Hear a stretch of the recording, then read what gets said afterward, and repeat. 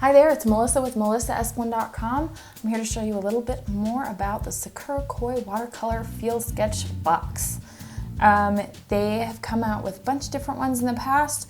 This is brand new. They just launched on December 1st, 36 pan set and a 48 pan set. This is the 48 pan set.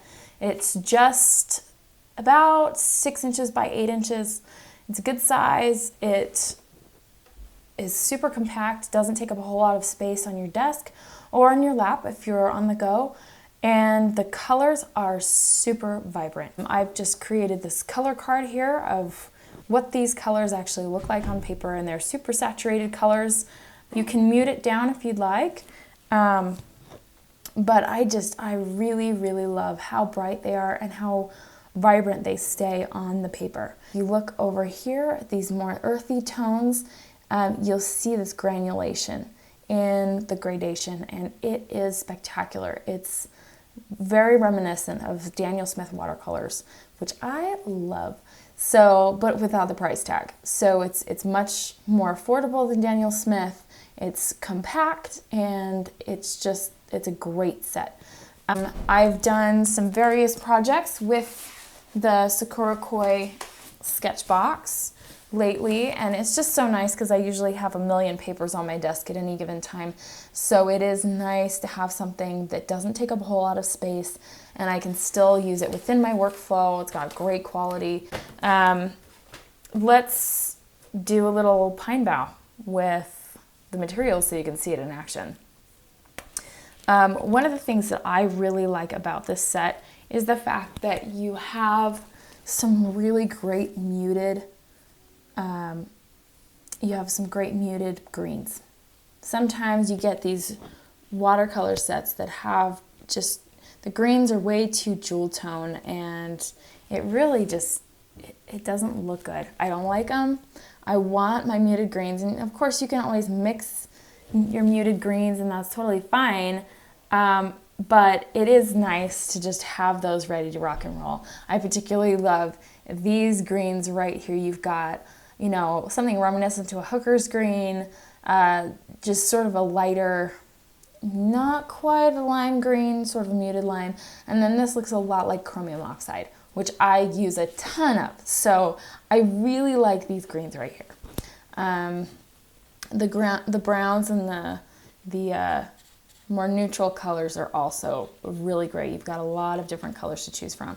So I'm just mixing these on the provided paint palette. I love that it has so many different sections that you can use for your paint palette.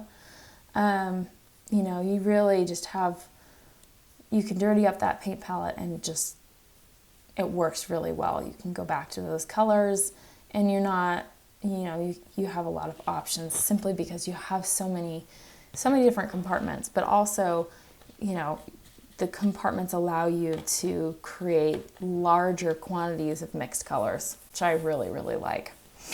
So here I'm just creating a pine bough. I go, you know, my browns first, and then sort of muddier, lighter greens next, and then I let that dry, and then I add in my more jewel tone greens on top of that, just to add a little bit of extra depth. So we're just waiting for those to dry just a little bit. Now we're going to add those darker greens in there, and I'm using just the very, very tip of my brush so I can get really light strokes. And the provided water brush, it's very, very versatile. It holds a ton of pigment. So if you want to get very fine lines, you want to err on the side of drier with your pigment than wet. And you also want to twist as you lift your brush off the page. So it gives you that extra bit of control. But you know, you can forego the water vessel. You know, I've got small kids. They're always coming into my studio, pushing on my elbows, which if you're a calligrapher, you know that's like the cardinal sin of anybody approaching you. So this is just nice that I don't have to worry about any jars or vessels tipping over and destroying whatever I'm working on. I highly recommend it. Treat yourself this Christmas. get one of these things. It's great for beginners, intermediate, or advanced watercolors. If you're just getting into watercolor, check this out. It's super affordable, and check out the work of Natalie Malin. She is a great instructor. I've taken a class or two from her, and she's awesome.